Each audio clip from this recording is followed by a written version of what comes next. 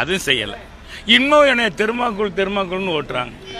ஏங்க இன்னைக்கு அமைச்சர்கள்லாம் ஒரு திட்டத்தை அதிகாரி சொல்கிறாங்கன்னா போய் பார்க்குறாங்க. அது மாதிரி எங்கள் மாவட்ட ஆட்சித்தலைவர், எங்கள் முதன்மை பொறியாளர் எங்களை அழைத்துட்டு போகிறாங்க. அதில் அன்னைக்கு மக்களுடைய பிரச்சனைக்காக நான் போய் கலந்துருக்கேன். அதுக்கு என்னங்க, அதை இன்னும் ஓட்டிக்கிட்டே இருந்தால் என்ன அர்த்தம்? அவங்களுடைய இதை குறைய சொல்ல முடியல, அதை பற்றி பேச முடியல, இதுக்கு இதை பற்றி பேசுகிறார் என்பது தான். அது 78,000 ஆசிரியர்கள் நாங்கள் நியமனம் பண்ணோம். இவங்க 4 வருஷம் ஆச்சு, இன்னும் இருக்கவே இல்லை.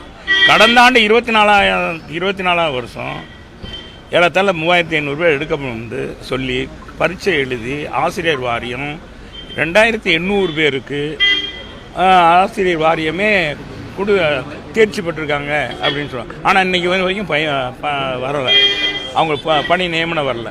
கேட்டால 10 மாதங்கள் சும்மா கிடக்கு. இன்றைக்கி பள்ளிகளுக்கெல்லாம் நிதி ஒதுக்கியிருக்காங்க, ஆனால் அது எதுவுமே முழுமை பெறல.